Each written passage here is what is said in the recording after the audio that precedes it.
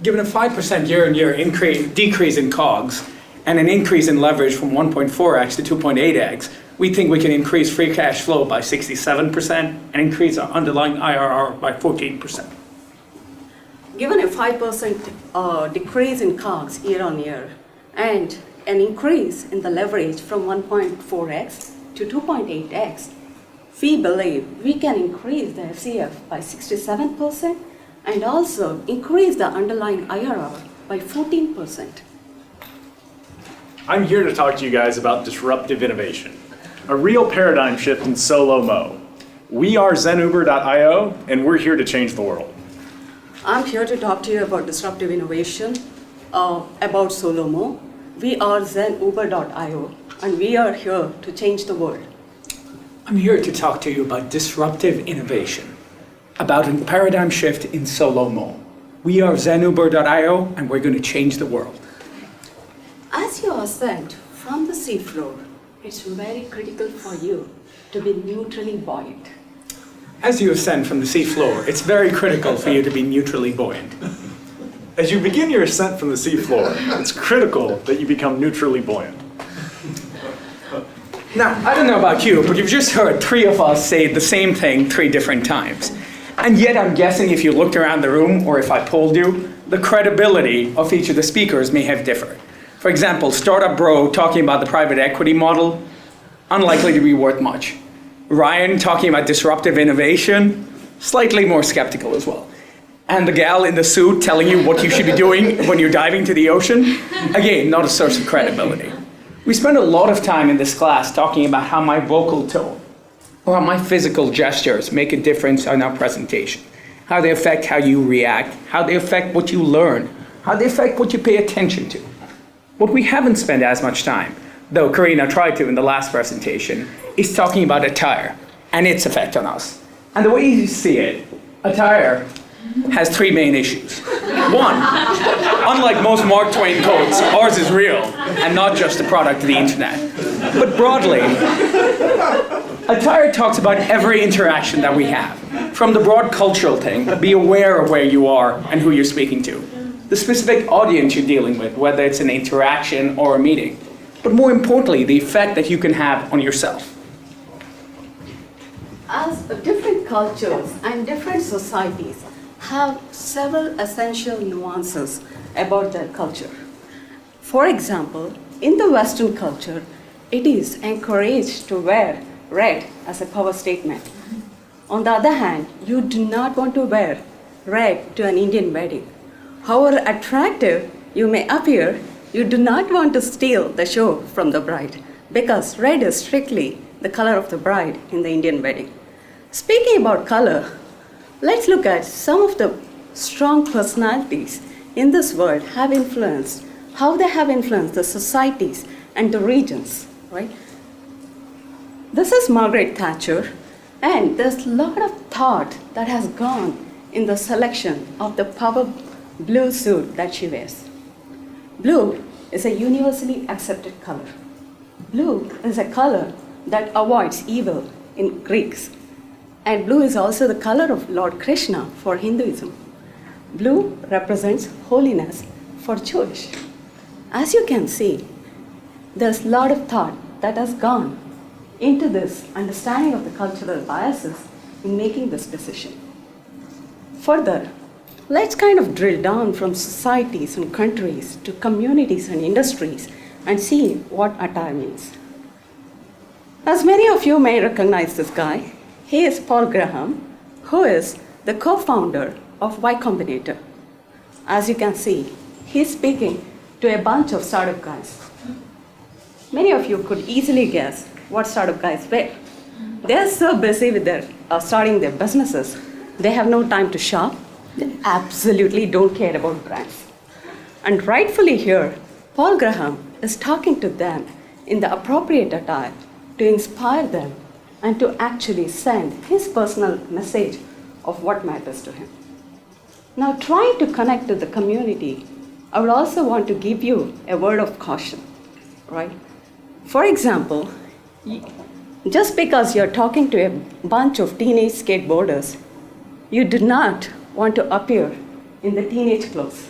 unless you are someone like Rodney Mullen, who is actually the greatest street skateboarder in the world.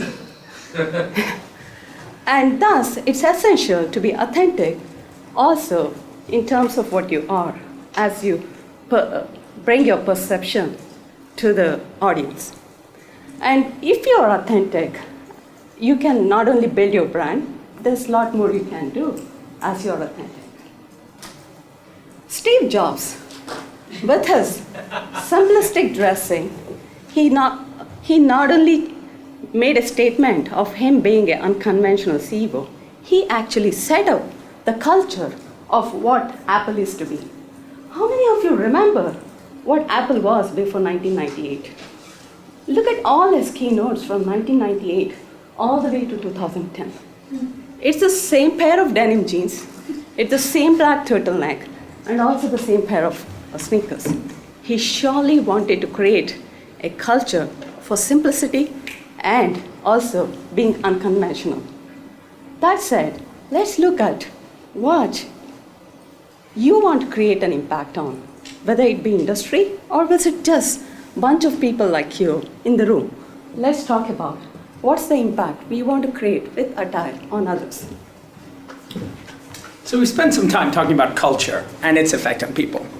But there's also effect on the specific audience you deal with. For example, this is a fact. You know this, I know this, and the scientific research backs you up.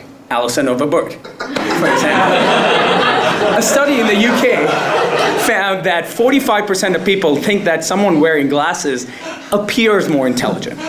A study in Switzerland found that even when you're dealing with random strangers, if they are wearing glasses, you think they are smarter with no other evidence to the contrary. For those of you who are looking at some point in your careers to run into trouble with the law, and I'm looking at some of the private equity kids here, one of the really interesting findings of the American Journal of Forensic Psychology is that defendants who wear glasses are less likely to be found guilty than those who don't. More importantly, these same defendants are perceived by juries, who again have listened to them lie and steal for God knows how long, to be significantly smarter and more trustworthy. Is there any rational basis to this? Absolutely none. Am I going to wear these in a presentation? Absolutely. Aside from that, though, there are downsides as well. Everyone's seen the Hollywood version where, Anne Hathaway clearly is a giant nerd when she has glasses and suddenly is a shining princess without it. But women in particular, as again Karina talked about earlier, had different issues with attire. I'm guessing every woman here knows that she is judged more harshly for her attire than men are. What is interesting and perhaps sad is that women are judged more harshly on their attire by other women.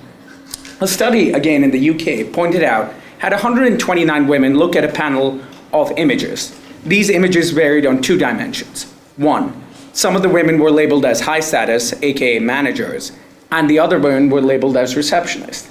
The second dimension is some of the high status and some of the low status women had clothes that were described as slightly more provocative. Provocative here meaning a skirt that was half an inch shorter than the other half. What do you think we found? For the receptionist, no difference. Their competence was just the same whether they were wearing a slightly shorter skirt or not. For the high status women though, they were judged supremely harshly to the extent that their skirt was shorter. Is there any basis for this? Absolutely not. Is this fair? Definitively not. Does it mean you shouldn't pay attention to it? No way, you absolutely should. But this isn't limited to that. Both of them are actors. Both of them play doctors. And yet, if you looked at America and polled them on who was more competent, the guy on the left would definitively win. A University of Michigan meta-study found that in 21 of 30 studies, doctors wearing white lab coats meant that patients thought they were A, more competent, B, more trustworthy, and C, more likely to provide them with better healthcare going forward. Once again, the point here isn't about the facts underlying it, but in the world of evidence-based medicine, the extent that the patient feels better about themselves is a big deal. So the actual takeaway from this study was that they told doctors to put on white lab coats, whether they had them or not, just because patients felt better about it. But we've talked about culture and we've talked about others. The really fascinating impact with this stuff is what your clothing can do for you. So I want to talk to you about the impact your clothing can have on your self-perception and self-confidence. So many of you recognize this man, but I want to remain culturally sensitive for those of you who didn't grow up in the United States. His name is Mr. Rogers. Now, Mr. Rogers used to be the host of a children's television show. And he would start every show by walking into his house, changing his sweater, sitting down, taking off his loafers, and putting on some sneakers that were essentially what he liked to wear in his house. And what he was doing was changing his clothing from what he felt comfortable in the outside world to what he felt comfortable in his house. Sorry. And it's kind of logical. Solomon and Douglas did a study where they found that when your clothing, your attire matches your situation, there are positive psychological consequences. Many of you thought I flubbed there. That was intentional. But as Adik was mentioning about the perception that people have about glasses, it's internal as well. So a study was done where essentially two groups were broken apart. One of those groups was given glasses and they were asked to take an IQ test. The group that was given glasses rated their performance more highly, a sign of self-confidence, despite the fact that they didn't actually perform better. But there are other studies which actually show there is an increase in performance when you do dress, kind of dress up. There's an interesting nuance to this though. So when you're wearing, as a generality, when you're wearing business formal attire, you feel more trustworthy, you feel more competent, and you feel more authoritative. When you're wearing casual clothing, you feel friendlier, you feel more creative, but you may feel less productive. And when your preference matches what you're wearing, those attributes are amplified. So, for example, let's say I'm a finance guy and I need to go present at a startup. I'm probably not going to go Adik hoodie style because I'm not going to be in my comfort zone. What I probably want to hit is that business casual zone, where I'm more aligned with my level of comfort in terms of the attire I prefer to wear, but I'm not alienating myself from my audience. So in terms of choosing the attire that is most appropriate for your presentation, we ask that you follow the reverse pyramid method. You start out widely with the culture that you're presenting to. You narrow down to your direct audience, those others you're going to be interfacing with, and then look at yourself. What are you most comfortable with?